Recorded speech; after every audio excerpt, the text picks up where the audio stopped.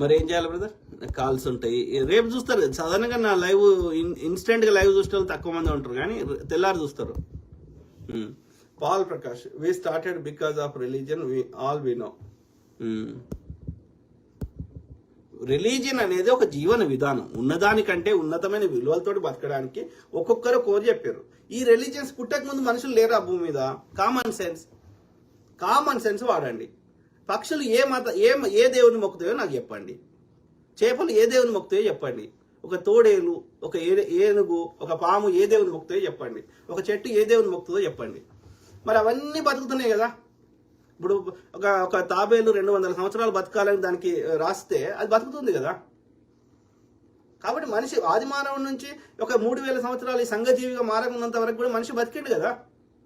ఆకలి అయితే తిన్నాడు, ఇది నిద్ర వస్తే వాడుకున్నాడు, అంతే కదా. ఇలా ఇప్పుడు మనము అన్ని చేస్తున్నామని మనం అనుకుంటున్నా కానీ 99% కంటే దాదాపు 100% కూడా మనం చేస్తలేము. మనం చేస్తున్నామని అనుకుంటున్నాం. మన గుండె మనం చెప్తే కొట్టుకుంటుందా? మనం ఎప్పుడు కావాలన్నా మనం చెప్తే మన చేయిలు ఉందా? Everything is done by nature. ఇవాళ ఎన్నో గ్రహాలు మనకు అక్కడ ఉన్నాయి. ఆ గ్రహాలు మనం సృష్టించాలి. ఆ గ్రహాల్లో ఒకప్పుడు నీళ్లు ఉండే, ఇప్పుడు లేవంటున్నారు. మరి ఇలా భూమి మీద కూడా ఇవాళ భూమి మీద ఉన్న మంచు మొత్తం కరిగిపోతే మిగతా 70% నీళ్ళే ఉన్నాయి. ఆ 25% భూమి కూడా మునిగిపోతుంది. ఒకప్పుడు డైనోసార్లు ఉండే, ఇవాళ లేకుండా పోయినాయి. అంటే ఇవన్నీ ఎవరు చేస్తున్నారు? భూమి తన చుట్టూ తాను తిరగాలి, సూర్యుని చుట్టూ తిరగాలి, నేను చెప్తూ తిరుగుతుందా? అంటే everything is controlled by that universe or the super natural force, right? So అందులో మనం ఒక చిన్న పార్టికల్, మన చేతిలో ఏమీ లేదు. కాబట్టి that nature it self doing. ఇక్కడ జీవం ఉండాలంటే ఉంటుంది, జీవం వద్దంటే పోతుంది.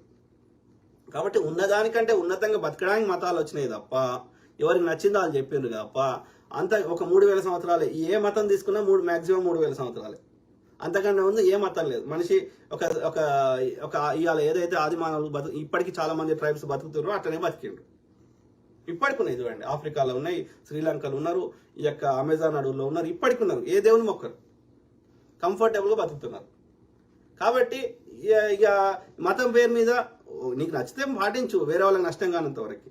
కానీ దాని పేరు మీద కొట్టుకదాచుడు, దాని పేరు మీద మూఢత్వాన్ని, దాని పేరు మీద ఎవడో దోసుకున్నాడు, ఇది కరెక్ట్ కాదు. ఏ మతమైనా నేను అది చెప్పదలుచుకున్నాను. ఎంఎస్విఎస్ వాసు అన్న, మీరు చెప్పేవి నిజాలు, అబద్ధాలు ఊరంతా తిరిగి వచ్చేలోగా నిజం ఆలస్యంగా వస్తుంది. నిజాలు కూడా ఆలస్యమైన బయటకు వస్తాయి అన్న. Yes brother, MSVS Vasu brother, thank you.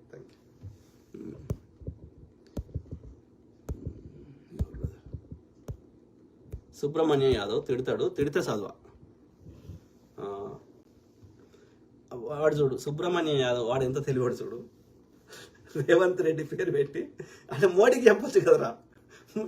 Revanth Reddy పేరు చెప్పి నన్ను వదలొద్దు అని చెప్తున్నాడు. చేయి రేవంత్ రెడ్డి గారు అంటే ఇక్కడ అట్లా అంటుండు. అంటే ఈ రేవంత్ రెడ్డి వీళ్ళ మనిషా, ఈ యాదవ్ మనిషా, సుబ్రహ్మణ్యం యాదవ్ మనిషా? ఆయన యాదవేనా, సుబ్రహ్మణ్యం అని పేరు పెట్టుకున్నాడు.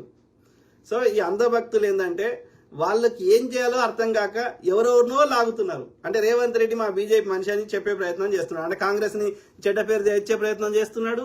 అట్లనే ఇక నన్ను వానికి బీజేపీ వాళ్ళకి కొట్టే శక్తి లేదు కాబట్టి ఇక రేవంత్ రెడ్డిని అంటే నేను రేవంత్ రెడ్డి పేరు తెస్తే రేవంత్ రెడ్డిని తిడతా అని వాని ఉద్దేశం. అంటే 1 shot 2 birds అని వాడు ఆలోచిస్తున్నాడు. అంత ఎడ్డినా కొడుకులను రేం రా రే, ఉన్న ఏదో తెలివితేటలని వాడకుంటారా పెండ బ్యాచ్.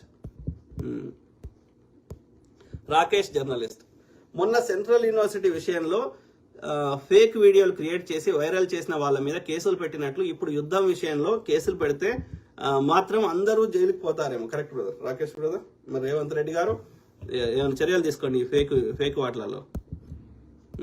కోడి కత్తికి ఎక్కువ ఒరిజినల్ పేరు పెట్టి నీకు అంత నీ జీల దమ్ము ఉంటే కోడి కత్తికి ఎక్కువ అని పెట్టుకున్నావు కదా. తల్లిదండ్రులు పెట్టి నీ బొడ్డు పేరు కోసిన వాళ్ళు ఉంటారు కదా, వాళ్ళు ఏదో పెట్టుంటారు కదా, నీ షోలో కూ అని చెప్పుంటారు కదా, ఆ పేరు పెట్టుకొని టైప్ చేయి. అప్పుడు నీ మాటకు విలువ ఉంటుంది. అంతవరకు దాకా నువ్వు ఏం తిట్టినా దానికి వాల్యూ ఉండదు. మీ అమ్మ అట్లా కావచ్చు, అందుకే అందరు అమ్మలు అట్లా ఉంటారని అనుకుంటున్నావు. ఏంటి నా కొడుకు. గంగారపు ఎంఎంఎస్ నాయుడు, ఈ టాపిక్ ట్రెండింగ్ లో ఉంటే దాని ఏ ట్రాఫిక్ కాదురా. అరే ఎంఎంఎస్ నాయుడు అని పెట్టుకున్నావు, నాయుడో కాదో నాకు తెలియదు, కానీ ఎవడివైనా సరే ఎస్, ఏదైనా కరెంట్ టాపిక్స్ ఏదైనా ప్రజలకు దాని గురించి ఎక్కడైతే మిస్లీడ్ అయ్యే అవకాశం ఉంటుందో తప్పకుండా ఆ టాపిక్ మాట్లాడతాం. ఎస్, అన్ని టాపిక్లు మేము మాట్లాడతాం. నేను లాస్ట్ 10 years నుంచి చెప్తున్నా కదా, నిన్న అలా చెప్తలేను కదా. రవితేజ పెయింటర్, ఎస్ అన్న, ఇది ముమ్మాటి కుట్రని. ఎస్ బ్రదర్, విచారణ జరగట్లేదు అంటేనే ఆలోచించుకోవాలి. Simple, let's make it simple. So ఎవరు,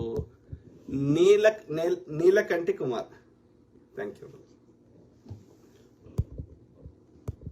ఎవరు, శ్రీను మోగ్లీ, ఆర్మీ ఫైట్ చేస్తుంటే అంధభక్తగాళ్ళు జై మోడీ అని కామెంట్స్ పెడుతున్నారు. ఆ కొడుకులు చాలా మత్తులో ఉన్నారు బత్తాయిగాళ్ళు. Correct brother. అందులో నిన్న అయితే చూసిన ఆర్మీని కూడా పక్క పెట్టిర్రు, హనుమంతుని పెట్టిర్రు. దేవుని ఎందుకు తెస్తుండ్రు? ఆర్మీని రాజకీయాలకు వాడుకోకూడదు, దేవుణ్ణి అసలే వాడుకోకూడదు. మళ్ళీ ఇది యుద్ధంలో దేవుడు ఎందుకు వచ్చిండు అంటే వాళ్ళకు అదే వాళ్ళ intention we can understand. SPK డాప్, భారతదేశం నుండి ఆర్ఎస్ఎస్ ఉగ్రవాదాన్ని తరిమేయాలి. Yes brother, yes. ఆ సార్ అయితే పుస్తకమే రాసిండు, ఆర్ఎస్ఎస్ దేశ్ మే సబ్సే బడా ఆతంక్ సంఘటన అని. సార్ పుస్తకమే రాసిండు ఏకంగా. ఇక నిన్న దేవుని పెట్టిండు చెప్పినా కదా. ఈడ మతం ఎందుకు వచ్చింది మిత్రులారా? ఈ భారత ఆర్మీలో అన్ని మతాల వారు ఉన్నారు. ఓకే, సిక్కులు అంతకంటే ఎక్కువ ఉన్నారు. ఇట్లా ఎందుకు పెట్టాలి?